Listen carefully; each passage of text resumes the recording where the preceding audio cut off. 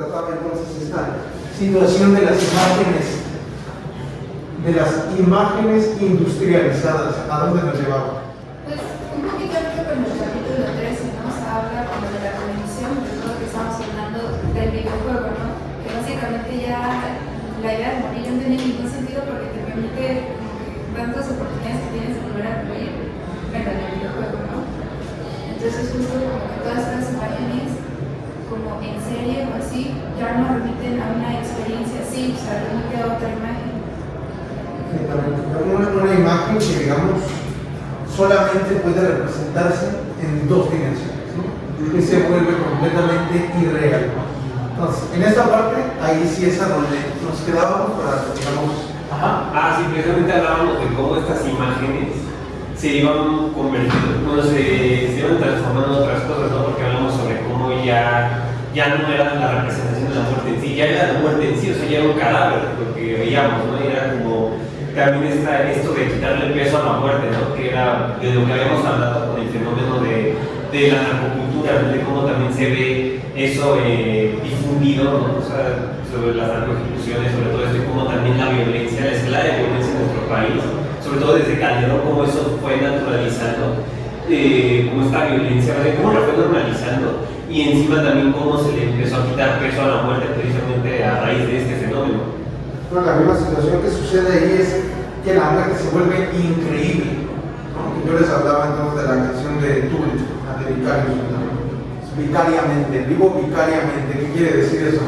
O sea, el vivir vicariamente es como recuperando un poco la dimensión de lo que habíamos hablado con el video, con respecto al vicario. ¿Qué es un vicario?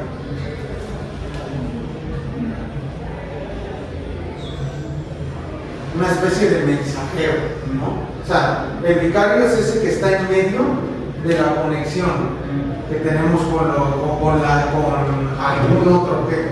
El vicario fundamentalmente es aquella situación que cumple, por ejemplo, el sacerdote, ¿no? En la comunicación que tenemos con Dios. No podemos mantenerla directamente, necesitamos que el sacerdote interceda por nosotros. La realidad que nosotros vivimos a día de hoy es vicaria. ¿Por qué es vicaria? Porque vivimos a la distancia.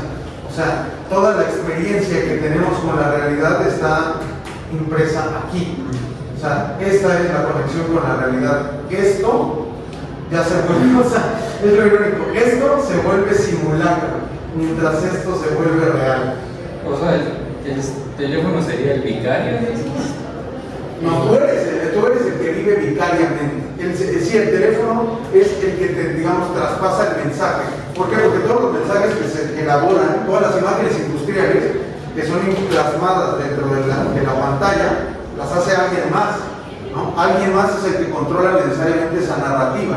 Alguien más es el que construye el absurdo, si se le quiere ver desde las imágenes de la IA y todo eso, ¿no? Pero, o sea, hay alguien que está diciendo, fundamentalmente a través del algoritmo, que te dice qué es lo que tienes que ver.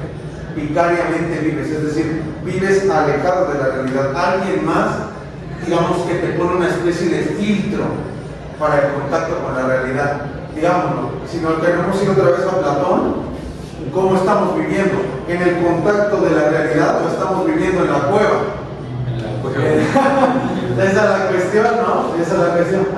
Sí, de hecho, precisamente a raíz de esto iba a hacer un comentario, porque yo hace un tiempo leí un libro que se llama La Sociedad del Espectáculo de Goethe. Claro, sí, buenísimo, sí. Y precisamente me conectó, ¿no? Porque precisamente al inicio del libro, que es donde lo voy a citar, dice, toda la vida en las sociedades en las que dominan las condiciones modernas de producción se presenta como una inmensa acumulación de espectáculos.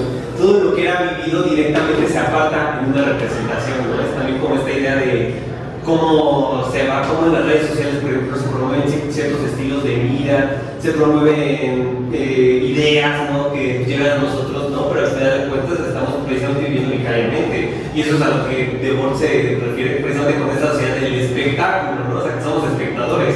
Claro, porque eso mismo ya se encontraba presente, o sea, digamos, las redes sociales hijas de la televisión, ¿no? O sea, esta situación de la representación del espectáculo como una representación de la realidad y digamos que a través de ese ejercicio filtrado se vuelve irreal, lo real, lo podemos encontrar, por ejemplo, en la labor que hacía Carlos Loret de Mola. En Televisa, ¿no? O sea, todo lo que hizo con Polet, con la niña Polet, lo que hicieron, por ejemplo, con el Rexamen, lo que hicieron, por ejemplo, cada vez que había una incautación masiva de droga y que ponían hasta las armas perfectamente, ¿no? Sí. Para que todo estuviera perfectamente ordenado. Hay una narrativa, hay un espectáculo, digamos, toda esta situación real es creada de forma cinematográfica, de esa manera, ¿no? O sea, para vivirlo precisamente como si fuera un espectáculo. O sea, estaba muy bien eso. Eso es bueno, pero ese texto es muy, muy bueno. ¿Ese quién era? Ese lo recomiendo leer, ese es muy buen texto.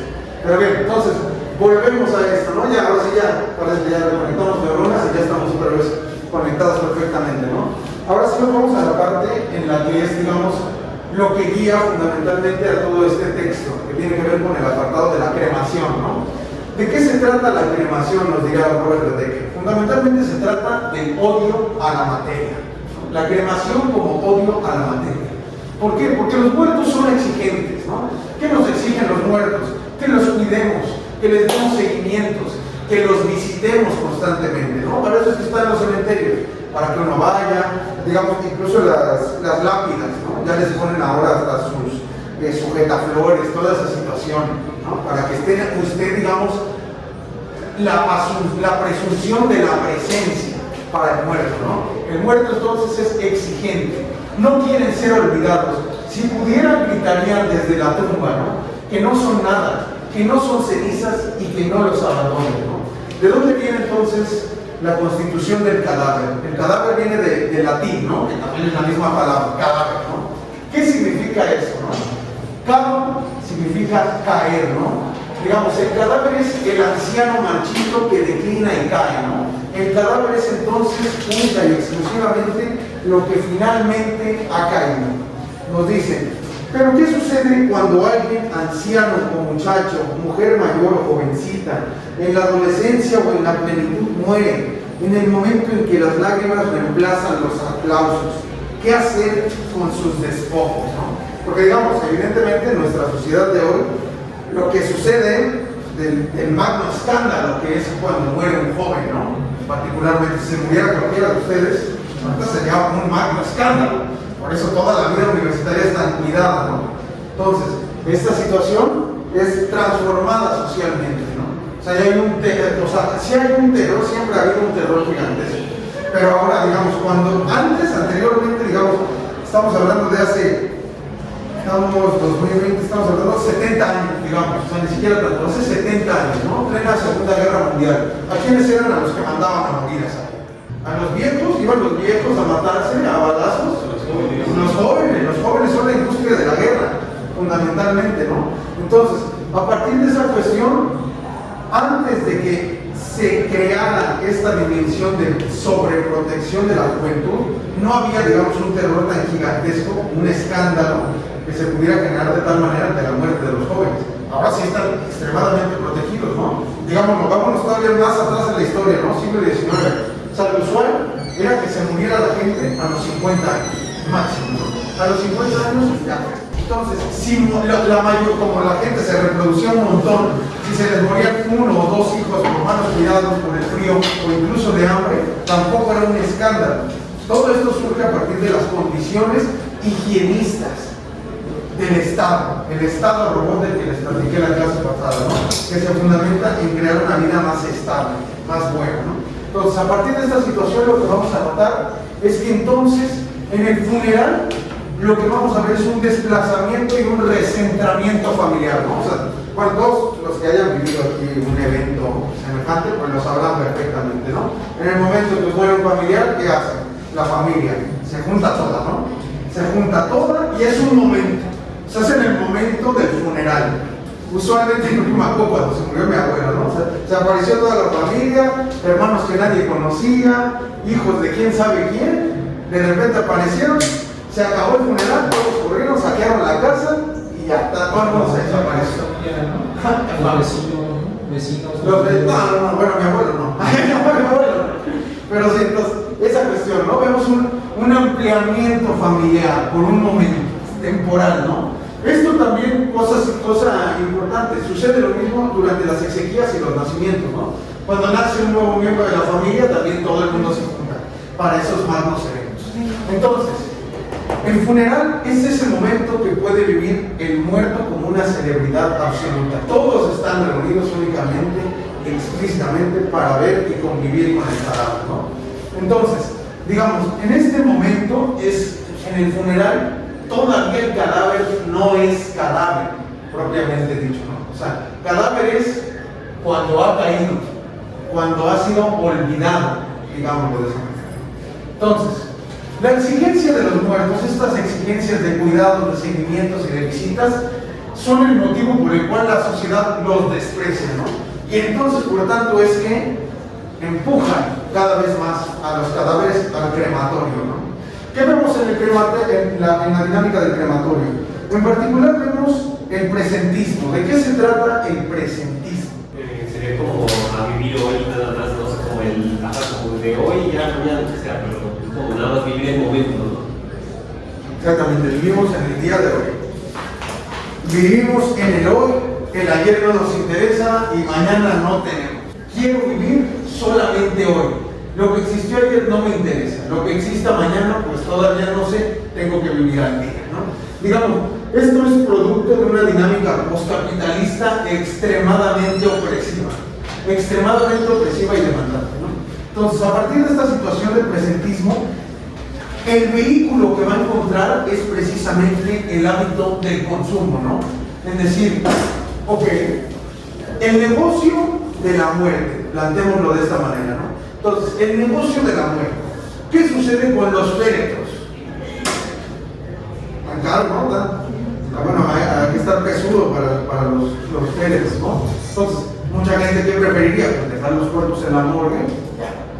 ¿Cuáles son las otras opciones entonces que surgen ante esta situación, esa demanda de consumo de la muerte? Porque la muerte es un negocio ahora convertido en esta situación que no paga. ¿Qué sucede entonces? Cremar el cuerpo. Cremar el cuerpo, ¿no? Ok. Pero es cosa interesante, ¿no? A ver, el presentismo surge del desamor que tiene la sociedad por los muertos. En esta insistencia en la cremación es de donde surge una higiene en 2 horas, ¿no? ¿Qué es lo que sucede cuando meten un cuerpo a cremar? Se desintegra, ¿no? Pero aparte, cosa interesante, ¿queman todo el cuerpo? No queman todo el cuerpo. En los crematorios no queman todo el cuerpo. Las cenizas que te entregan, si acaso, serán de los pies, alguna mano, a lo mucho quizás, si había mucha demanda de ¿cómo se llaman estas cosas? Donde ponen las cenizas, bueno, de los cenizas, las urnas, ¿no? Ya casi cenicero ahí.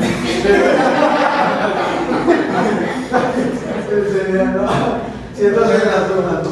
Bueno, sí, entonces, esa es la situación, ¿no? Entonces, lo que vemos en particular es que ahí donde está el cadáver, lo que hay son desechos, fundamentalmente, ¿no? ¿Qué hace el fuego? Pulverizar por completo a la materia, ¿no? Digamos, por eso es que se refiere a la cremación como la Karcher de la modernidad. ¿Sí saben qué es una Karcher, no? Con los parados de coches. Para que lavas los coches, bueno, que sí. O sea, es la manguera a presión, ¿no? Que simplemente hace que toda la mugre desaparezca. Eso es lo que hace la cremación, fundamentalmente, ¿no? Es una eliminación de la materia, ¿no? Ahí nos recupera entonces, ahí está Julia Kristeva, ¿no? Que nos habla en su texto Poderes de la Perversión, ¿no? Nos habla del cadáver como lo que se descartó permanentemente para vivir. ¿Qué es lo que vemos? O sea, en el cadáver lo que vemos es un descarte de todo lo que es orgánico. O sea, digamos, las uñas, el pelo, el excremento, los mocos, el semen, o sea, todo, la orina, ¿no? Todo eso es lo que convive en el cadáver. Y todo es todo, digamos, de lo que nos desprendemos continuamente para poder vivir. Todo eso que, digamos, está en la dimensión de lo asqueroso, ¿no? Digamos, lo que nos da asco. Entonces, en este sentido, vamos a ver que en el cadáver se separa del vivo todo lo que ha caído, todo lo que es abyecto, todo lo que la sociedad identifica como los desechos, ¿no? Precisamente esos desechos representan el límite entre lo que está vivo y lo que está muerto. Es porque lo que está más acá del límite, es decir, lo que es orgánico, lo que todavía está vivo, el yo, digamos, se ha desvanecido que la vista del cadáver, ¿no? una vez que haya abandonado el círculo de los parientes, es insostenible. Es por esto que, según las propias palabras de Cristeva, el cadáver, aquello que irremediablemente ha caído, cloaca y muerte, trastorna violentamente la identidad de aquel que lo confronta como un azar frágil y engañoso, ¿no? En este sentido, lo que hace el cadáver es que da asco. ¿Por qué? Porque el cadáver diluye las fronteras en torno a la seguridad de la identidad que tiene el vivo. Se cubre entonces con la máscara de lo repugnante. Es decir, cuando tú ves el cadáver, o sea, esto pocas veces la gente lo dice, ¿no? Pero cuando abren el cadáver, o sea, cuando los que están en medicina, los que estudian medicina particularmente, ¿no?, que trabajan con cadáveres, tienen que hacerlo. Entonces, o sea, lo que siempre dicen es que cuando toca abrir el tórax y oler los intestinos huelen, o sea, pues a lo que son, ¿no?, a lo que llevan, mierda, ¿no? O sea, huelen a mierda.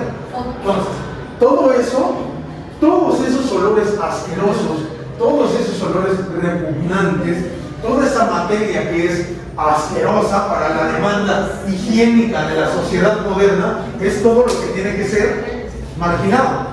¿Y cómo podemos hacerlo de la manera más rápida? A través de la cremación. Como nosotros detestamos ver la posibilidad de la cual ya no encontramos esa dimensión simbólica de la muerte, preferimos entonces al cadáver no verlo, ya no enterrarlo, preferimos al cadáver quemarlo, para entonces tenerlo en su urna, ¿no? Pero entonces de ahí van a surgir algunos problemas, ¿no? Particularmente nos va a decir Augusto Comte, ¿no? A ver, desde los inicios de la humanidad, durante todo el trayecto de la humanidad, ha existido el culto a la muerte, ¿no? Ese culto a los muertos ha existido por dos razones, ¿no? Una razón metafísica y una razón política. Lo que se quiere hacer fundamentalmente es frenar la caída del cadáver, frenar su olvido, ¿no? Está buscando retener entonces a los muertos. Esa es la dimensión metafísica, la de retener a los muertos, mantenerlos en el mundo, desde la dimensión de lo simbólico, ¿sí? Entonces, a partir de eso es que se llevarán a cabo la construcción de los cementerios, ¿no? ¿Qué es lo que sucede en los cementerios? Ahí es donde los muertos no pueden ser retomados por lo que no es humano, no van a poder escapar, ¿no? Y además en los cementerios vamos a ver impreso el gobierno de los muertos, que es la regla de la vida colectiva. Vamos a imaginar, todos han ido a un cementerio. No, mira, están las consecuencias contemporáneas de la experiencia de la muerte, ¿no? Es decir, no sé cómo se ve un cementerio, nada más lo he visto en fotos y en cañitas de Carlos Trejo, ¿no? Entonces, ahí la situación es esta. A ver, por ejemplo, el cementerio español, que pues es el que más he ido. A ver, en el cementerio español entras y en particular ves algunos mausoleos de familias muy importantes y muy acaudaladas, ¿no?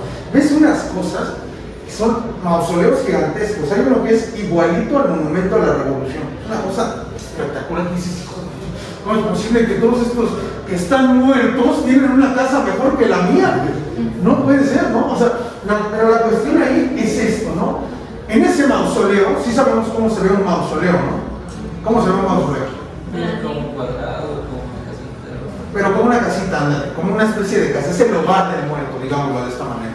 Ese hogar del muerto que puede ser ocupado por una gran diversidad de cadáveres, ¿no? Entonces, la situación es que esos muertos que meten ahí en ese millón de cajitas, o sea, digamos, encerrados ahí en su hogar, en su nuevo hogar para el muerto, no pueden ser retomados por lo que no es humano. ¿A qué se refiere con lo que no es humano?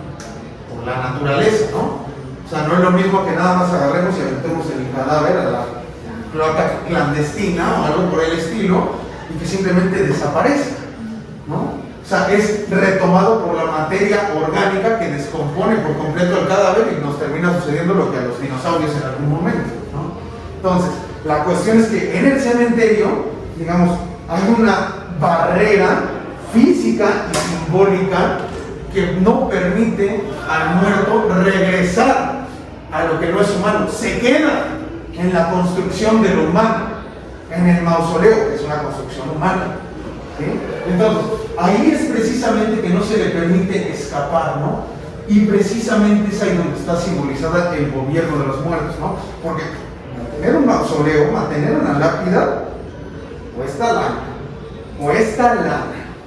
¿Qué es esa? Esa es la demanda que ya no le gusta a la humanidad a día de hoy. Tener que dar seguimiento y visitas a lo que ya está muerto, ¿no? Pues ¿por qué? Porque hay que mantenerlo. Porque si no das el dinero para que se mantenga la lápida ahí, para mantener al mausoleo me parece que es cada año la cuota que se da. O sea, pues sacan los cadáveres, a ellos les da igual, sacan los cadáveres y si quieren tú toman el mausoleo para que se construya otro. O lo rentan, lo venden a otra persona, ¿no? Y sacan los cadáveres y pues, materia es, ¿no? Y es un negocio, fundamentalmente. Entonces, esa es la cuestión. Ese gobierno de los muertos son precisamente las instituciones y los recuerdos que queremos preservar, ¿no? Esa es la regla de la vida colectiva, es decir, dimensionar el pasado, dimensionar la historia. Es decir, antes de nosotros hubo otras personas. Esas personas nos legaron las instituciones, la forma de vida que ahora tenemos. Eso es lo que se preserva en el cementerio. Eso es lo que se preserva en la simbolización de la muerte. De ahí, ¿dónde vemos? La cremación va a surgir entonces como un deseo por deshacerse completamente de los muertos.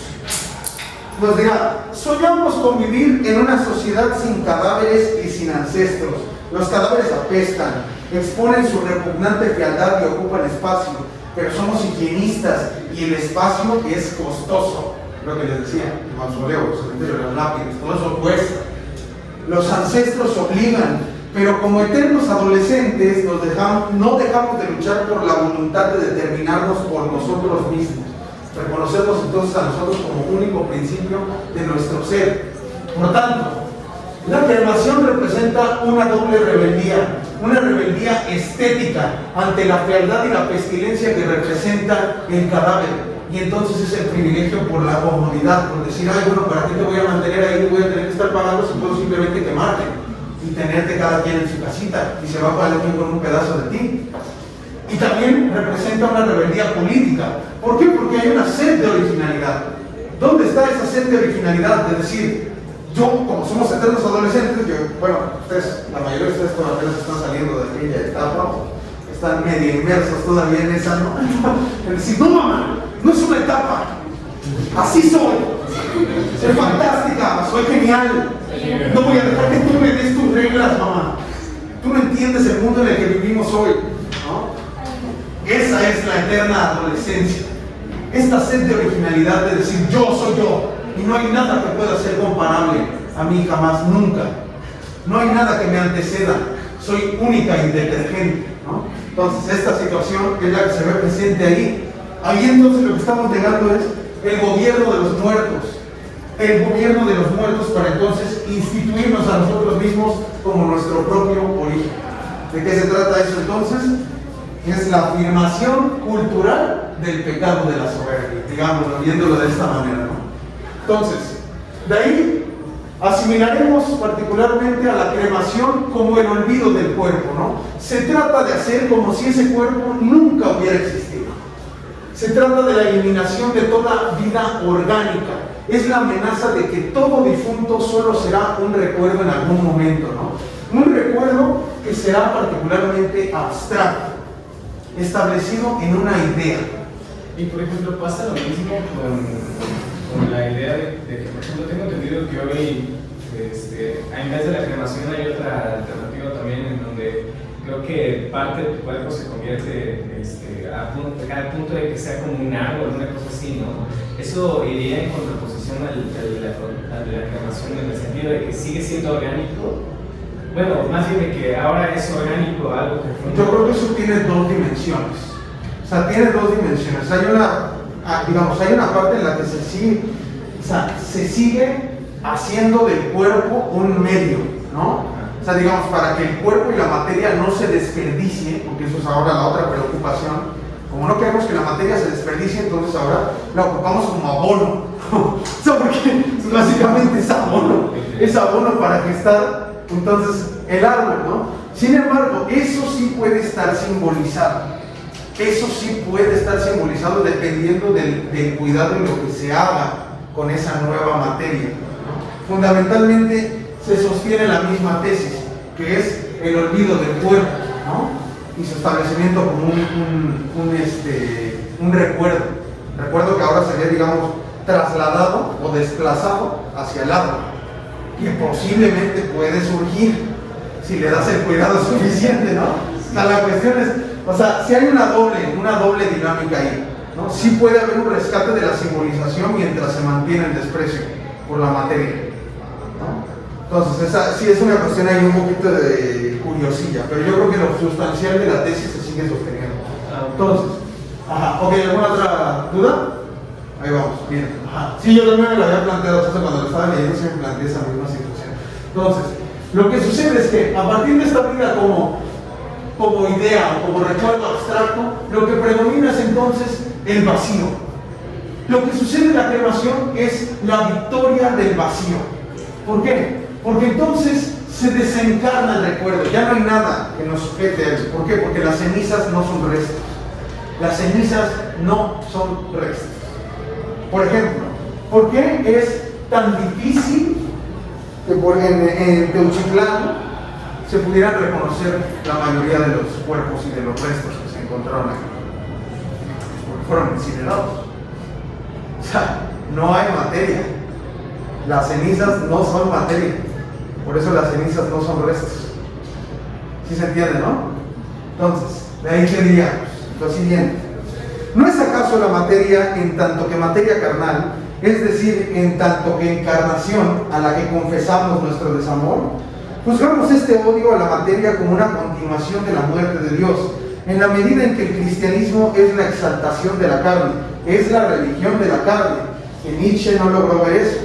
Nuestro tiempo ya no soporta la descomposición, los olores, las carnes humanas alteradas, podridas, los gusanos y las alimañas, la pestilencia. Nuestro tiempo ya no soporta entonces la carroña. Bien, a partir de esto vemos que estas cenizas que no son materia, que la materia en sí misma repugna al higienismo. O sea, la materia está ahí para ensuciar, digámoslo, ¿no? O sea, el excremento, la orina, el sexo, que en sí mismo es una actividad extremadamente sucia. Está ahí el sudor, están los flujos vaginales, el semen, todo eso lo repugna al higienismo, ¿no? Uno espera ir al motel y decir, ay, va a estar todo limpio. Pues claro que no, la gente va y se revuelca ahí, evidentemente. O sea, te quisiera revolcar en otra materia. Eso es lo que le da asco al higienismo y lo que le da asco al Estado en el día de hoy, ¿no? Esa es la situación. Entonces, esta vida administrada es la que encontramos en la cremación, ¿no? Se trata entonces de una forma de burocratización de la muerte, digámoslo de esa manera. Lo que queremos es deshacernos de la materia de la manera más barata y rápida posible, mientras que al mismo tiempo esas cenizas, que no son restos, insisto, ya no nos demanden un cuidado más allá de lo que haría un cuerpo. A partir de esa situación, ahora sí ya nos vamos a la parte fundamentalmente política del texto. Ahora sí nos vamos a lo político, ¿no? A ver, ¿por qué la televisión vuelve incomprensible la muerte, no? Aquí nos va a indicar Redeker que los psicólogos están muy alarmados a día de hoy. Los psicólogos están muy alarmados, muy inquietos por la cantidad de crímenes y cadáveres que podemos encontrar todos los días en la televisión. O sea, y aquí es una parte importante, hay que poner el slash o bueno, el paréntesis, ¿no? Cuando Redeker está escribiendo sobre la televisión, no se está refiriendo solamente a literalmente ver una televisión, se refiere a cualquier pantalla, que es fundamentalmente vida televisiva. ¿Qué quiere decir televisión? No. O sea, ¿cómo se divide, cómo se construye la palabra televisión? Visión, ver. Ajá, ¿y tele? Pues la pantalla. No, a ver, pues ¿qué vamos a hacer? A ver, Tele. búsquenselo rápidamente ustedes. Proviene de la combinación de la raíz griega tele, que significa lejos o a distancia, y la palabra latina visión, que significa visión o vista. En esencia describe la capacidad de ver a distancia. Ahí está, ¿no? Entonces eso es lo que les platicaba hace rato, o sea, la vida vicaria, ¿no? Que es lo que les platicaba con la canción de Tool, ¿no? La de Vicarious. O sea, vivo vicariamente, vivo de lejos, experimentando y viviendo a la distancia. O sea, lo que sucede en particular es esto, ¿no? O sea, toda forma de pantalla lo que nos representa es una realidad distante, ¿sí? Una realidad que alguien más creó para que la veas. Esa es la situación. O sea, estoy haciendo ya un resumen porque esto ya platicamos antes de que llegara la mayoría. Entonces, eso es de lo que se trata. Cuando estamos hablando entonces de televisión, no tenemos que interpretarla como literal y únicamente la televisión, ¿no? O sea, cuadrada, sino como cualquier pantalla con la que convivamos. La situación es que lo que va a encontrar en particular es que como la muerte está marginada de la vida colectiva, lo que sucede a día de hoy, como lo mencionaba Mauricio antes, es que se ve entonces ahora como un espectáculo, ¿no? Un espectáculo producto de la profusión de imágenes industriales, de las que ya habíamos platicado anteriormente. Entonces, esas imágenes industriales lo que hacen es desimbolizar, ¿no? ¿Qué sucede en particular? En la simbolización, lo que experimentamos es un universo de 3 o 4 dimensiones. ¿Sí entienden de qué se trata un universo de 3 o 4 dimensiones? ¿O no? O sea, aquí la cuestión es, a ver, ¿qué tanto pusiste atención en tus clases de física? ¿No? A ver, el universo de 3 dimensiones, ¿cuál es? Pues sí, es el que tiene 3 dimensiones, que ya cuenta, por ejemplo, con una altura, una longitud y el volumen, ¿no? Es algo... Voy a tener que dar clase de física. O sea, sí ubicamos el plano cartesiano, ¿no? Sí. A ver, tenemos la dimensión de X, una dimensión. Tenemos la dimensión de Y, 2 dimensiones. Tenemos la dimensión Z, son las 3 dimensiones. En la Z lo que vendría a ser tendría que ser el espacio, ¿no? O sea, digamos, esto, la materia, son 3 dimensiones. Lo tocamos, ¿no? El espacio que ocupa un cuerpo, ¿no? El espacio que ocupa una distancia delimitada, digámoslo de esa manera, ¿no? Y luego tenemos otra situación. Ay, qué horrible. Que es la que se encuentra barrada por lo que sería el tiempo. Esa es la 4ª dimensión. ¿Sí? Ya no se habla de la 5ª, del tesseract y otras cosas ahí. Pero a ver, fundamentalmente, ¿no? O sea, ¿de qué se trata esta situación? Lo que vivimos en una dimensión simbolizada es entonces esto. O sea, literalmente esto en lo que estamos en este mismo instante, ¿no? Hay una parte temporal, que es decir, ustedes experimentan a la medida en la que yo voy hablando y en la medida en que estamos todos formando parte de este salón de clases, que es un espacio delimitado, ¿sí? Y que entonces pueden simbolizar mi labor como docente, lo que ven aquí en el pizarrón, o sea, todo. Hay una dimensión de símbolo en todo lo que estamos experimentando en este momento, ¿sí? Pero lo que sucede es que en la televisión vemos un universo plano, un universo que es únicamente de 2 dimensiones. O sea, digamos, ya no existe Z y ya no existe T. Esto es lo que existe. XY. Como si fuera una caricatura. O sea, a esto no me puedo meter. O sea, no me puedo meter. No puedo, ¿no? O sea, lo que intentamos a día de hoy es, en una metarealidad, poder implantar de alguna manera, a forma de simulacro, la 3ª dimensión. Y un intento de la 4ª. Porque todavía no han alcanzado a replicar la vida temporal, ¿no? Entonces, lo que se ve, lo que se representa en la televisión, son 2 dimensiones únicamente.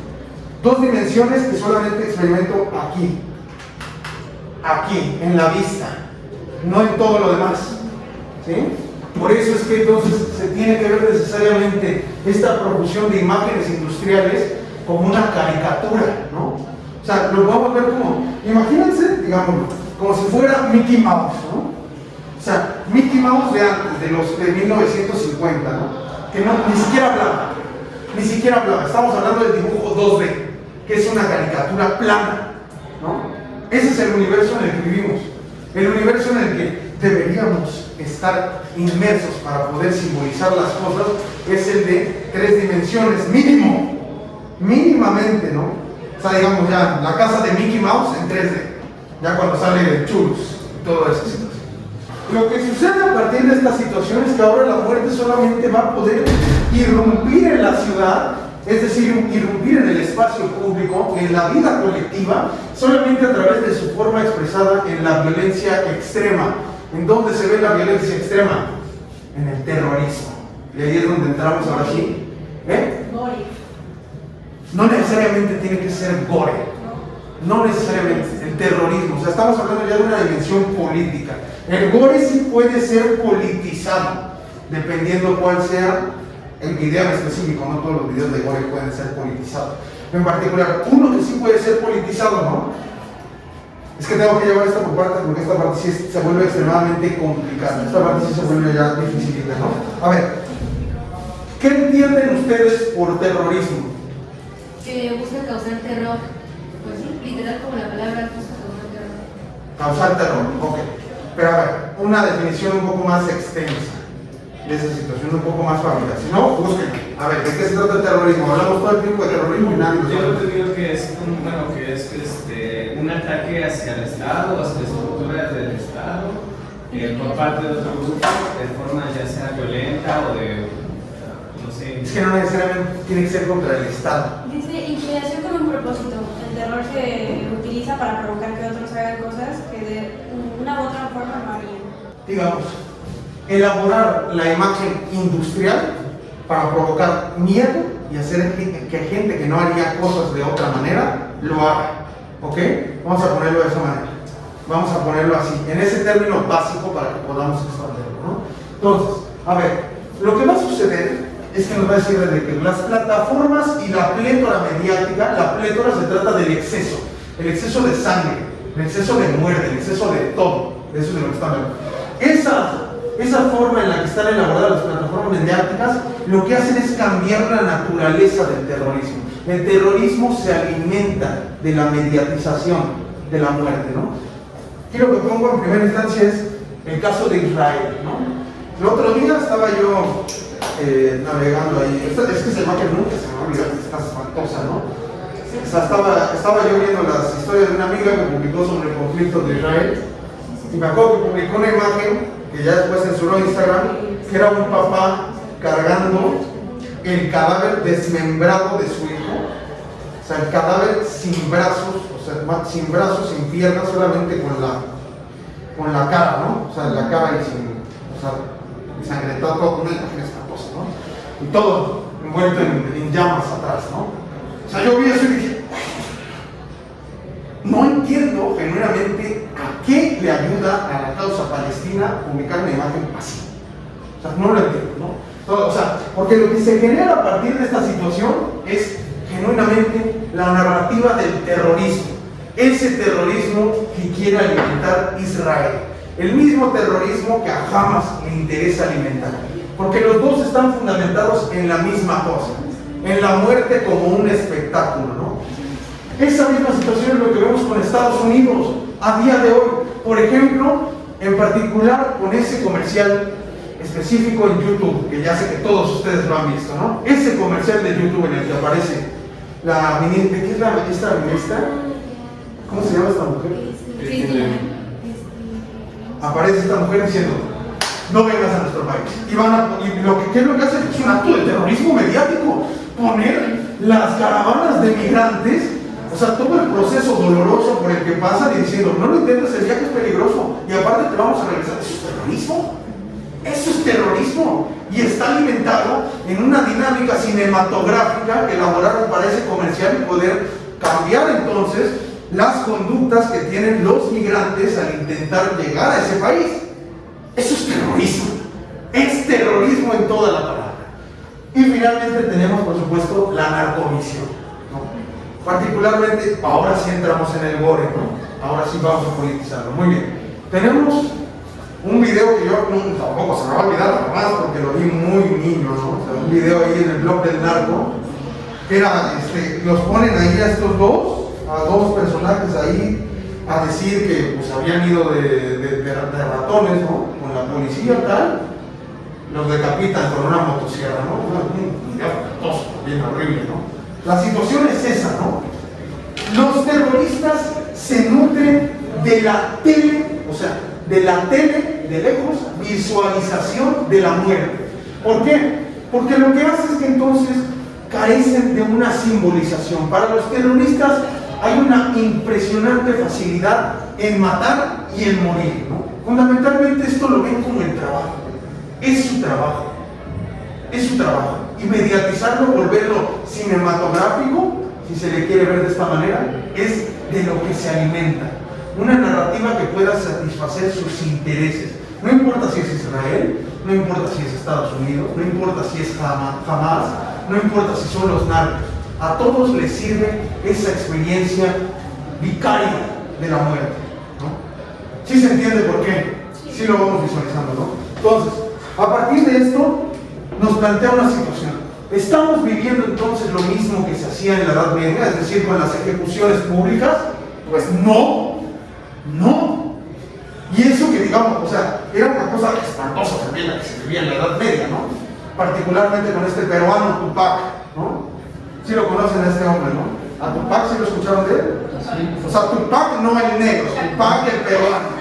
El peruano murió como un héroe, porque sí, lo que estaba intentando era liberar del yugo a la población. Bueno, no era de Edad Media, ya estábamos hablando del siglo XVIII, pero estaba intentando liberar a la población indígena de Perú del mandato español y europeo particularmente, ¿no? ¿Qué fue lo que le hicieron? Como estuvo resistiendo por me parece casi 2 décadas, cuando el día que por fin lo agarraron, lo desmembraron vivo. O sea, lo pusieron contra unos caballos, cada una de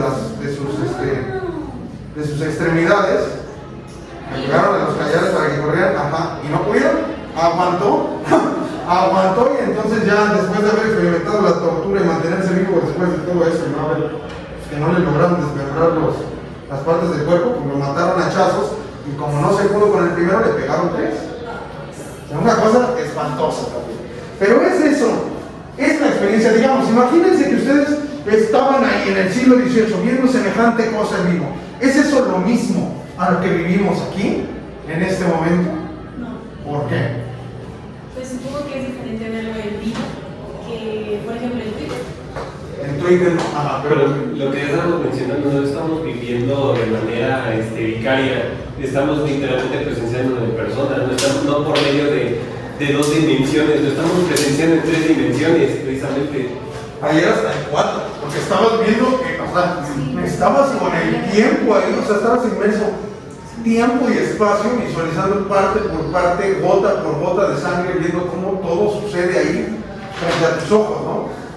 Y precisamente eso es lo que posibilitó que Tupac se convirtiera en un mártir de la liberación indígena en Perú. De otra forma, si hubiera sido así, ¿qué hubiera pasado? Lo mismo que con toda la demás gente que se vuelve mediática a su muerte. Nada. Están ahí unos cuantos días, meses, quizá un par de años puede que aguanten y luego no pasó absolutamente nada. ¿Qué es lo mismo que pasó con esta chica de Monterrey? ¿Cómo se llamaba? Mira, fíjate, así está la cosa, que no me acuerdo ni de cómo se llamaba, ¿no? ¿Pero cómo se llama? No, era otra, ¿no? Es que hay varias, pero ¿cuál de Monterrey? Exacto. No, le tomaron una foto ahí que le encontraron en un tanque. Esa es la situación. Son tantas, o sea, es la proliferación de imágenes industriales todo el tiempo, que yo ya ni siquiera soy capaz de llevar el nombre de todas.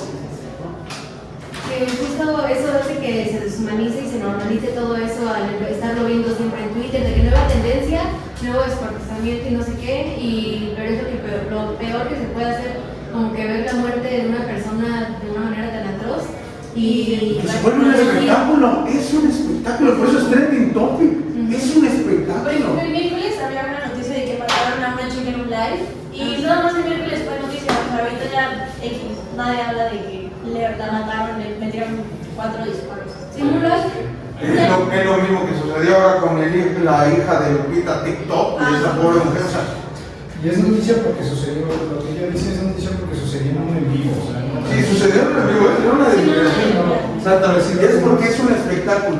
Y esto que sucede con el video de TikTok es porque su marido, violador, o bueno, marido, entre comillas, o sea, hizo todo lo posible para que aquel proceso miserable en el que se encontraba su hija fuera espectacularizado por él, para poder generar dinero. O sea, una condición, como vemos, o sea, sí estamos entendiendo cómo todo eso es progresivamente deshumanizante. Y ya no lo visualizamos como lo que efectivamente es muerte. O sea, ya lo vemos como un espectáculo, porque al vivir vicariamente, eso es lo que sucede. Lo vemos tan lejano, tan improbable de sucedernos a nosotros que simplemente nos da exactamente lo mismo. La muerte terrorista es, contrario a lo que se veía en la Edad Media, un registro contemporáneo de la muerte, ¿no? Se vuelve entonces un espectáculo y un videojuego. Se ve a la muerte alejada por completo de la realidad. La muerte terrorista la va a establecer entonces Redeker como la cima de la modernidad.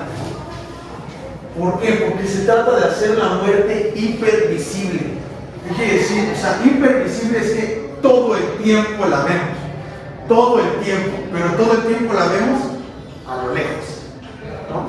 Entonces, de ahí nos dirá, la pantalla es como un papel secante que absorbe la muerte, la desrealiza mutándola en un espectáculo asombroso. Hipervisible, la muerte terrorista es parte del eclipse de la muerte, ¿no? Lo que sucede no es que las pantallas desdibujen las fronteras entre lo real y lo irreal, ¿no? Si aquello sucediera de esta manera, podríamos asumir que lo que nos están planteando se trata de un delirio, ¿no? O sea, podríamos verlo como una situación psicótica. O sea, eso no es real. Es lo que pasa un poco con la IA, ¿no? Que ahora cada vez se vuelve más difícil poder diferenciar lo que es real de lo irreal. O sea, digamos, el delirio ya no es tan perfectamente identificable, se vuelve cada vez más complejo, ¿no?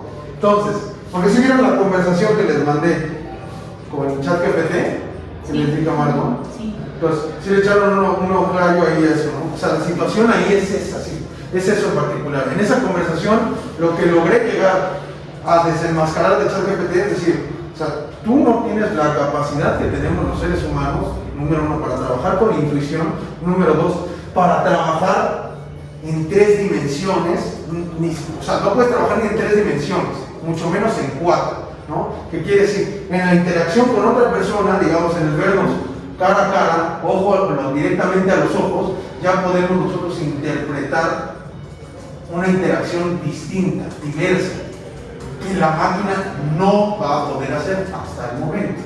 Siempre igual que con los animales y las máquinas, hasta el momento se ve limitada por esta situación. Entonces, en particular lo que sucede es que las pantallas vuelven irreal lo que es real.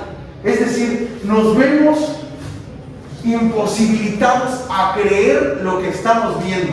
Como todo esto se vuelve un espectáculo, el espectáculo es ficticio, ¿estamos de acuerdo?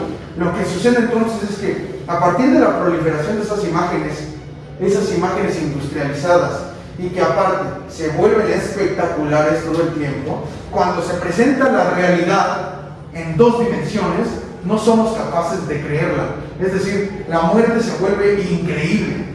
Sabemos que vamos a morir, pero no creemos que vamos a morir. Sabemos que mataron a esta mujer, ¿no? ¿Cómo se llamaba? No, la otra, la que mataron a mujer. Sí, no. Valeria, ¿no? ¿Sí era Valeria? Sí, ¿no? O sea, sabemos que podríamos morir como ella, pero no lo creemos, ¿no? Preferimos entonces excluir, marginar a la muerte, desterrarla de toda forma posible. Entonces, lo que hacen las pantallas es vaciar lo real de su realidad, volver imposible lo real, ¿no? Solamente un simulacro, un espectáculo constante. Lo que surge entonces no es una desdibujación de fronteras entre lo real y real, es una metamorfosis. La muerte que se vuelve increíble. O sea, precisamente lo que venía mencionando hace rato con lo de la analogía de la sociedad del espectáculo, ¿no? O sea, cómo las vivencias y cosas que antes eran reales se alejan y se convierten en una representación. Exactamente.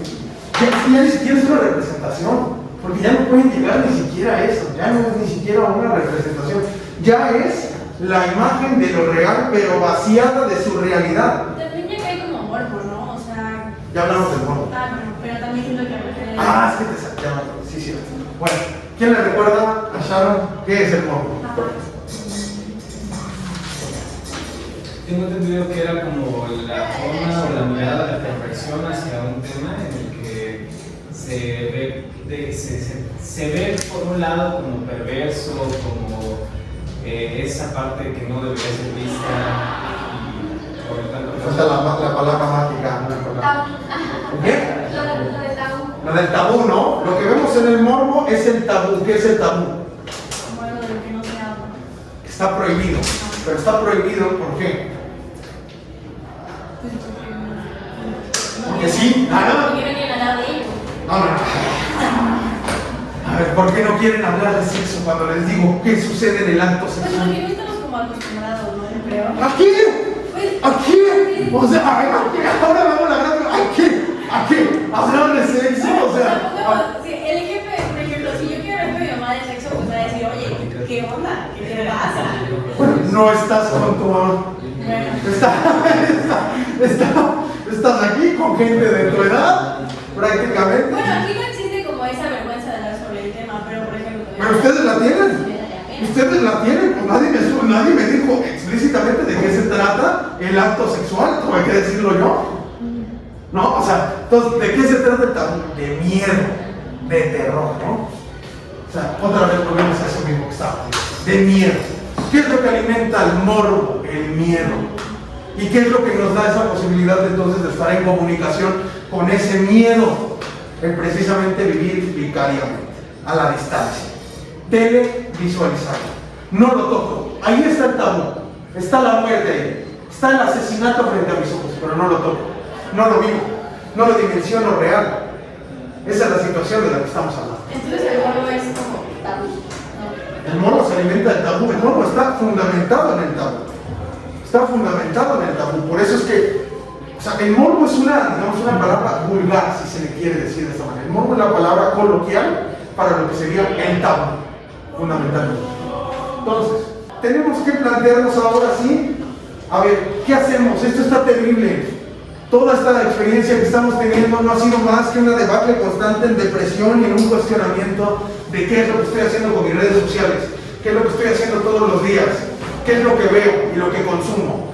¿Qué hago entonces para luchar por la muerte?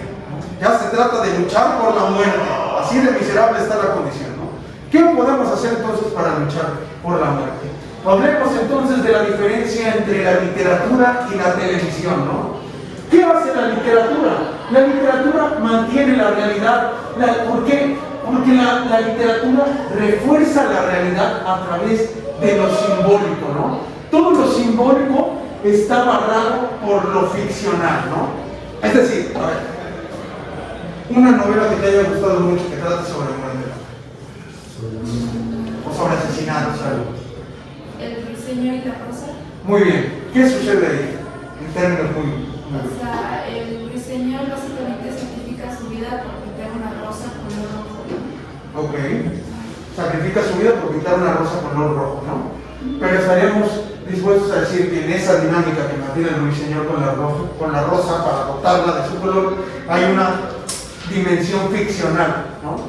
Y que está barrada evidentemente por lo simbólico, ¿no? Entonces, a partir de ahí, eso es lo que hace la literatura. Plasmar el símbolo, ¿no? Hay un ruiseñor, ¿el ruiseñor de qué color es? Es así.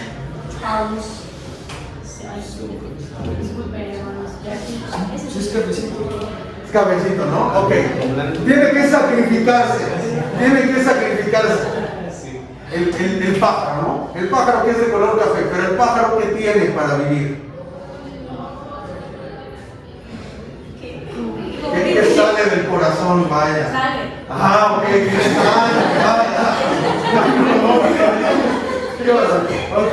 Entonces, Última clase ya. sí, ya quiero mi casita, ¿no? Entonces, ok, tiene la sangre. Dijiste que la literatura plasma el símbolo, entonces. Mantiene y refuerza la realidad a través de lo simbólico. Mantiene y refuerza la realidad a través de lo simbólico. Lo simbólico que está en la sangre, más bien, lo simbólico que está en el sacrificio, la ficción que está en el dotar de color a la rosa por medio de la sangre. ¿Sí? Ya. Ah, ok, sí se entiende. Así de sencillo, ¿no? Lo que hace la literatura entonces es cuidar al mundo. O sea, cuida al mundo, el mundo real, ¿no? O sea, no quiere decir que porque esta novela en específico haya plasmado de esta manera el color de las rosas, no quiere decir que es lo que efectivamente sucede. Y no quiere decir que por haberlo escrito ya suceden las cosas de esa manera, efectivamente, ¿no? O sea, está barrado por toda esta situación. La vida simbólica. La vida simbólica es la que nos mantiene vivos en la dimensión del espíritu. ¿Qué quiere decir la del espíritu? La del intelecto. La inteligencia, de eso es de lo que se trata. Más adelante lo verán con Hegel, ¿no? Entonces, la situación es que la literatura participa en la creación del hombre. La literatura fundamentalmente está inmersa en la dinámica del logos. El logos, que no es solo entonces el entendimiento, la simbolización, la ciencia, el estudio, el conocimiento, está también barrado por la creatividad, ¿no? Entonces, a partir de ahí, nos diría lo siguiente. Si por casualidad los teóricos de la creación continua, entre ellos Descartes, tuvieran razón, entonces habría que precisarles que la literatura se ubica entre los instrumentos mediante los cuales Dios no cesa de crear continuamente al hombre. La literatura acude en ayuda de Dios en su trabajo de creación del hombre. ¡Qué cosa maravillosa! Esta vida es poesía pura. A ver, ¿de qué se trata esto? Aquí es la petición final del curso que se les va a hacer. ¿Cómo pueden luchar entonces ustedes por la muerte, por su humanidad? Creando. La actividad creadora. A ver, ¿qué es Dios? Dios no, digamos, en su posición absoluta, sino Dios como demiurgo. ¿Qué quiere decir eso? Como creador. Dios es creador de las cosas. El ser humano está dotado de esa misma capacidad de crear. Si ustedes solo van a ChatGPT y le dicen, oye, necesito hacer un ensayo, escríbemelo. ¿En dónde está el logos? ¿En dónde está el logos? ¿En dónde está su humanidad? ¿En dónde quedó? ¿En dónde quedó? Si no pueden crear algo que no, o sea, que si no pueden crear cosas sin la participación de la máquina, ¿en dónde está su actividad como seres humanos? ¿En dónde está su actividad como enviados de Dios, si se le quiere decir de esa manera, ¿no? ¿Dónde está su potencialidad divina, que quiere decir creadora? De eso es de lo que se trata. Luchar por la humanidad es crear.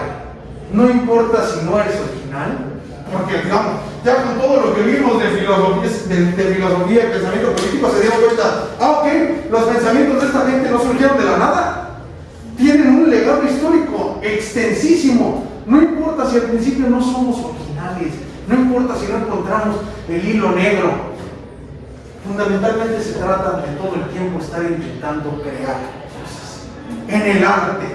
Y nos va a decir particularmente Redeker, la poesía es entonces la salvación de la muerte. La poesía es lo que permite entonces preservar el carácter simbólico de la muerte. Ese carácter simbólico de la muerte ustedes pueden preservarlo todos los días en su quehacer, si es que no se les antoja organizarse colectivamente o algo por el estilo, pueden preservarlo tan siquiera en su potencialidad creadora. Es decir, hoy voy a escribir algo, hoy voy a componer, hoy voy a cantar algo. Esa es. El arte de vivir es el arte que salva la muerte. La literatura simboliza, la televisión por otra parte desimboliza, aplana la realidad, hace creer que todas las cosas están al alcance de la mano, ¿no? El teléfono Ya solamente cada vez que vivimos la publicidad nos hace creer que podemos estar tronchadísimos, hechos unos toros, en particular los varones nos manda eso todo el tiempo, ¿no?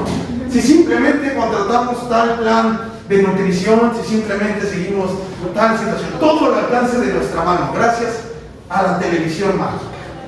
A las mujeres, la belleza, la inmortalidad, ¿no? La ropa, los viajes, todo está a la disponibilidad solamente del toque. Eso es lo que nos hace creer en esta situación. Pero todavía va más allá la televisión. La televisión trivializa.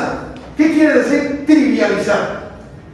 Trivial de que no es tan como importante, es muy burdo. O sea, lo vuelve irrelevante las cosas. Comedias constantes, si se le quiere ver así, ¿no? Trivializa las pasiones, el amor, la muerte, la adolescencia y hasta la vejez va con Z.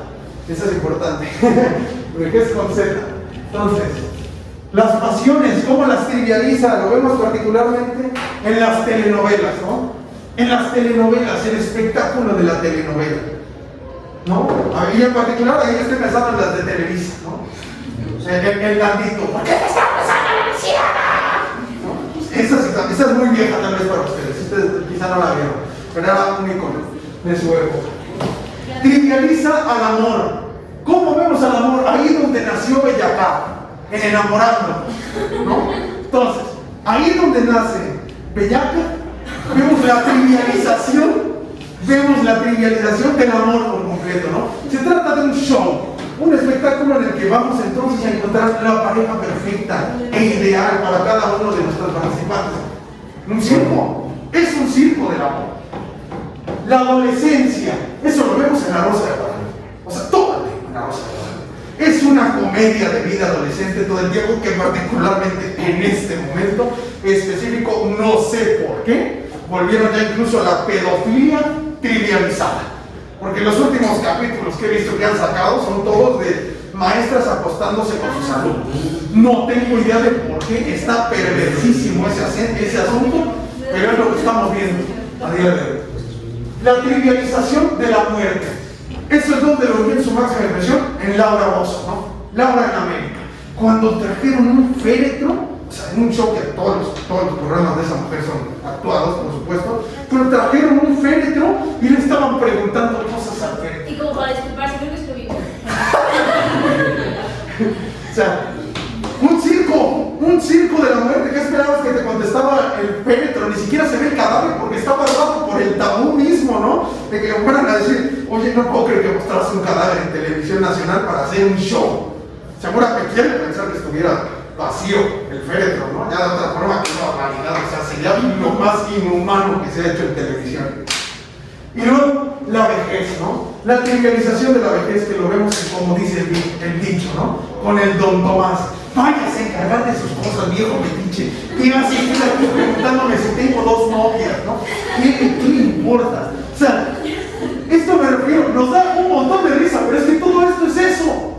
Una comedia constante de cuestiones que la mayoría sí son importantes. La mayoría son importantes, pero todas estas cuestiones son espectáculos burdos, triviales. Y lo peor de todo es que no se detienen en trivializar las cosas, las vulgariza, ¿no? ¿Por qué?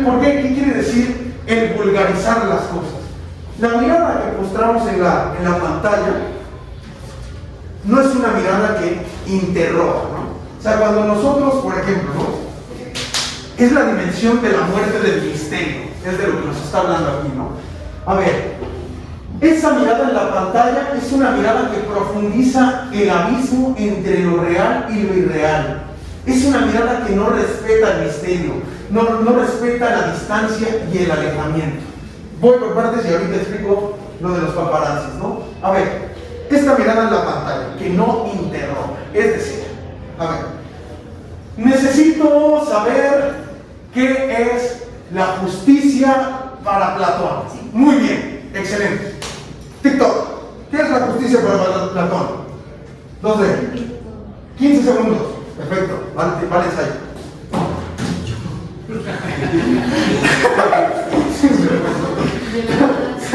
Las situaciones.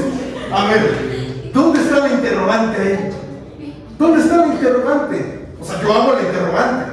Y la interrogante de ustedes, ¿dónde está? A eso es a lo que me refiero, ¿no? O sea, está la interrogante que yo hago fuera de la mirada de la pantalla, ¿no? O sea, la interrogante que hago a ustedes. ¿Y dónde está la de ustedes? Ustedes van y le preguntan a la pantalla y la pantalla les responde. Pero entonces solo absorben el discurso de la pantalla. O sea, como una especie de esponja, ¿no? Se pegan ustedes y ya, me quedo en eso. Y luego, ¿dónde está lo que sigue? ¿Dónde está el pensamiento que le sigue a eso? Una vez más, ¿dónde está la humanidad? ¿Dónde está la humanidad en decir, me quedé con más preguntas? Eso es a lo que trato de venir yo aquí. Que lleguen, les expongo y ustedes salgan de aquí y traigan 1000 preguntas en la cabeza para su casita, ¿no? Tan siquiera que no puedan dormir un día. Increíble, ¿no? Eso es lo que busco, tan siquiera. Espero algún día haberlo logrado. Entonces, la situación es esa, ¿no? Esta mirada que no respeta el misterio. ¿Por qué? Porque no respeta el misterio de aquello de lo que no se puede dejar de hablar. Digamos, de Dios, de la muerte. O sea, todo eso dejamos de cuestionarlo. Simplemente asumimos que Dios no está, Dios está muerto, Dios no existe. Y dejamos de preguntar también por la justicia. Simplemente la asumimos, la materializamos, dejamos de cuestionarla y la dejamos ahí, como eso que es, sin saber qué es, fundamentalmente, ¿no? Entonces, pero este misterio también se encuentra barrado en la vida personal, ¿no? Es, digamos, la dimensión de la privacidad. Esta vida que experimentamos ahorita es esta que no respeta la distancia y el alejamiento, es decir, la vida que tenemos lejos de las pantallas. Eso es el negocio de los paparazzis, ¿no? Ese es el hartazgo de Justin Bieber. Sí, hermano, por favor, suéltame. Quiero vivir 2 minutos con mi hija sin que me estés poniendo una cámara en la cara todo el tiempo, ¿no? Hijo, bueno, lo que sea, da igual. No me interesa lo que hace Justin Bieber. Bueno, es eso, ¿no? O sea, esa situación. No respetamos ya la distancia. Todo el tiempo necesitamos estar viendo y constante. Y es una demanda que también es retroactiva hacia el que es creador de contenido, ¿no? Porque de otra manera, si tú empiezas a respetar la distancia y el alejamiento, ¿qué le sucede al creador de contenido? Se va a shadowbanear. Y entonces la gente te deja de ver. A partir de ahí lo que vemos es que lo que demanda la mirada televisiva es la inmediatez, ¿no? De ahí nos digamos. La mirada televisiva es la mirada de la inmediatez, del aplanamiento. No dudemos de esto. Es esta ilusión de inmediatez la que hace que el símbolo se vuelva imposible. ¿Por qué? Porque no respeta la duración. La muerte del tiempo como duración, y es el tiempo como matematización, como cantidad. Y que distinga, entre otros miles de ejemplos, una imagen vista sobre una pantalla de un cuadro contemplado en el museo o de un icono ortodoxo frente al cual el creyente se detiene para meditar, ¿no? Entonces, a ver, o sea, como está planado, digamos, toda la experiencia que puedes tener del museo, digamos, vamos a, quiero ir al Louvre, ¿no? En lugar de ir al Louvre, veo la imagen de la Mona Lisa en el Louvre, en el teléfono. En lugar de ver las cruces o las iglesias, cualquier cosa por eso, lo veo en internet. Ya no tengo necesidad de toda esta situación. Es el aplanamiento de la realidad. O sea, la realidad en 2D únicamente. ¿Alguna otra duda? Yo tengo una duda. Es respecto a esta parte del tiempo. Igual ahorita que estamos planteando cosas burdas y respecto al tema, la otra vez me quedé pensando en si no sé si indica este tema de que el pirata de Culiacán se ha vuelto como el Caronte moderno y grande, no te tienes que salir, ¿eh? Sí. Excelente meme. Así no más quedó. Y que justo, ¿no? Que te llevan su Cherokee cuando esperas un día final y todo. Ajá, exacto. Entonces, estaba pensando, ¿eso entra dentro de esta parte de simbolización? ¿O el pirata de Culiacán como nuevo Caronte moderno puede en algún momento ser también parte de este simbolismo de cruzar más allá? E igual, si depende también de con qué tanto tiempo... Es una comedia. A ver, vamos por partes. Número 1, es una comedia. Sí. O sea, es una comedia y es un espectáculo porque la vida del pirata de Culiacán fue en sí misma un espectáculo. un espectáculo elaborado a partir de todo esto mismo. Cosa interesante que sucede con el pirata de Culiacán, la misma afirmación de la marginación del gobierno de los muertos, ¿no? O sea, ya no respetamos a Caronte, ni la mayoría de la gente dice, ¿Caronte quién? ¿Quién es ese? No, o sea, no tenemos idea de quién demonios es Caronte. El único que reconocemos como nuestro barquero, o nuestro Uber del más allá, ¿no? Ya más bien así lo tendríamos que visualizar, es al pirata de Culiacán. Entonces, ahí lo que vemos es precisamente la marginación de las instituciones y la cultura que nos había formado anteriormente, ¿no? Ya, entonces, por supuesto que es una forma de simbolización, pero es una simbolización del absurdo y que no está destinada a formar una colectividad, ¿no? Va a haber una colectividad alrededor del pirata de Culiacán. Nadie fue ni siquiera a su funeral, no recogió ni su cuerpo ni su foto. O sea, no hay. Es una demanda de simbolización que sigue inmersa en la dinámica trivial y vulgar. La comedia de Caronte, si se me quiere ver de esa manera, ¿no? Entonces, la televisión es una obra de la muerte, porque multiplica las imágenes industriales. La televisión ha nacido para dar muerte a la muerte. Aquí nos dirá lo siguiente: el retroceso de la literatura, el desdibujamiento de las maneras tradicionales de aprender el mundo, la marginalización de la poesía, la desaparición de la cultura popular reemplazada por una cultura de masas industrialmente fabricada y distribuida, ligados al desarrollo de la televisión y sus descendientes, es decir, las computadoras, los videojuegos, los teléfonos inteligentes, bla, bla, bla, bla, arrebataron al hombre las armas intelectuales y espirituales que lo ponían en condición de enfrentar a la muerte.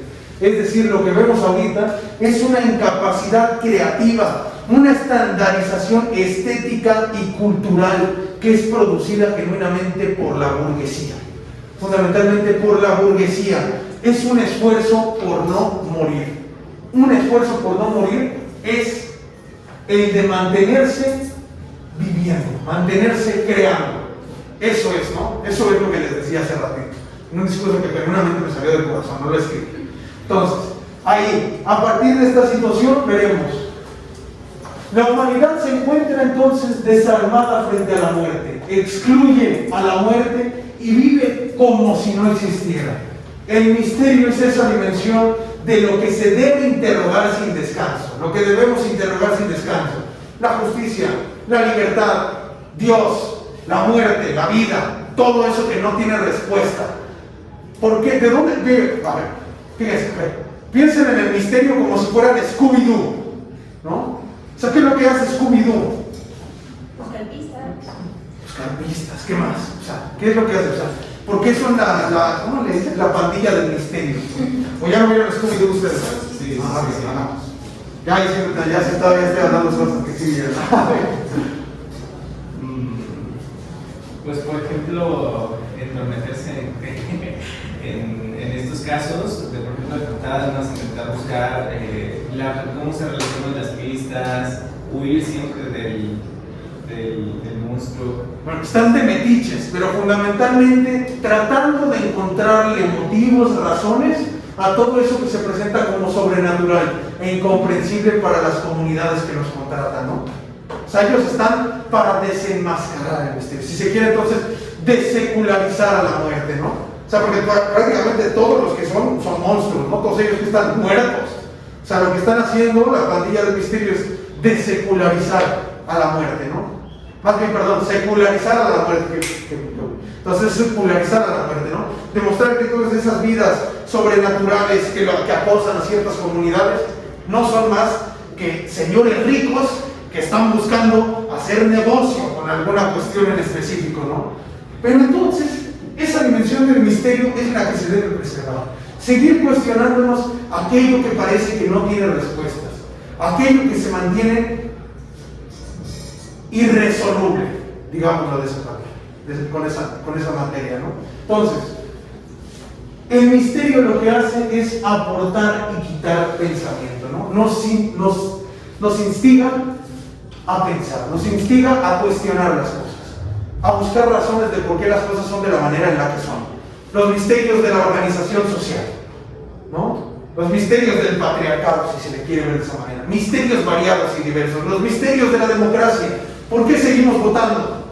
O sea, ese tipo de situaciones, ¿no? Seguir cuestionando todas las situaciones que tomamos por hechas, ¿no?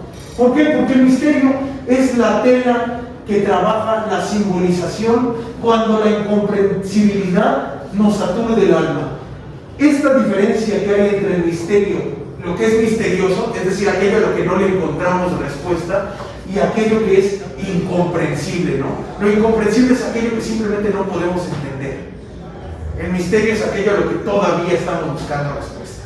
Entonces, la incomprensibilidad, ¿de dónde nace? De la televisión, en el que no podamos ser capaces de entender cómo toda esta nube de muerte gigantesca que rodea el mundo a día de hoy está ahí presente, pero nadie hace nada al respecto. Y ni siquiera podemos entender por qué vemos lo que vemos. ¿A quién le beneficia esta situación que les mencionaba la última vez? Que a los varones nos manden videos gore y todas esas situaciones, ¿no? ¿Por qué nos quieren crear? O sea, porque el algoritmo está diseñado para algo. ¿Por qué el algoritmo que diseñaron está creado entonces para gestionar dentro de los varones un hábito hacia la muerte y hacia la violencia? ¿Por qué? Esta incomprensibilidad aturde el alma y produce un estado de estupor. ¿Qué quiere decir de estupor? De atontamiento, ¿no? Es un atontamiento, una estupidez, una debilidad mental ante esta constante profusión de imágenes industrializadas en dos dimensiones de lo que es la muerte. Ya simplemente estamos atónitos ante el horror que todos estos grupos terroristas efectúan sobre nuestras sociedades, ¿no? De ahí nos dirá, las industrias del entretenimiento, con en primera línea la televisión, a la vez que multiplican al infinito las representaciones de la muerte, la vuelven sin embargo incomprensible. Son las industrias de la ignorancia, estos dispositivos técnicos que, retomando un concepto formado por Regis de Drive, podríamos definir bajo el nombre de la videosfera, que designa nuestro nuevo entorno, aquel en donde vivimos y pensamos y respiramos a tal punto que se sustituyó a la naturaleza, labran las condiciones psicológicas del eclipse de la muerte, que ya no queramos verlo, ya no podemos entender a la muerte y ya no cuestionamos lo que hay ahí en la muerte. Así es, entonces, como finalizamos el curso, ¿no? Finalizamos con unas preguntas. Espero que se hayan llevado buenas preguntas, espero que se hayan llevado crisis existenciales también, se vale. Es el momento más importante de su vida, ¿no? Entonces, fundamentalmente, ¿qué es lo que tienen que hacer? Vivir. ¿Y cómo se vive? Fracasar. Así es. ¿Para qué vienen ustedes aquí? A fracasar. A eso vienen, es la realidad. ¿Cómo? ¿De qué otra manera van a aprender? Pues equivocándote. Aprendes más cada vez que pierdes que cuando ganas. El perfeccionamiento y la humanidad está en el fracaso. Por eso dirá Emile Cioran, lo único verdaderamente importante en esta vida es aprender a fracasar, porque el fracaso lo verán presente en todas sus vidas, en cada momento de sus existencias. Pero solo cuando aprendan a hacerle frente a todos sus fracasos es que encontrarán su perfectibilidad, que es de lo que nos hablaba Platón, ¿no? La perfección del alma y del cuerpo. Eso es a lo que ustedes deberían aspirar, sobre todo que somos jóvenes, ¿no? Tenemos el porvenir, a diferencia de los viejos, que tienen su muerte cerca, ¿no? Entonces, en esta situación así es como terminamos. Nos vemos entonces el martes. Si tienen dudas, acaban clase.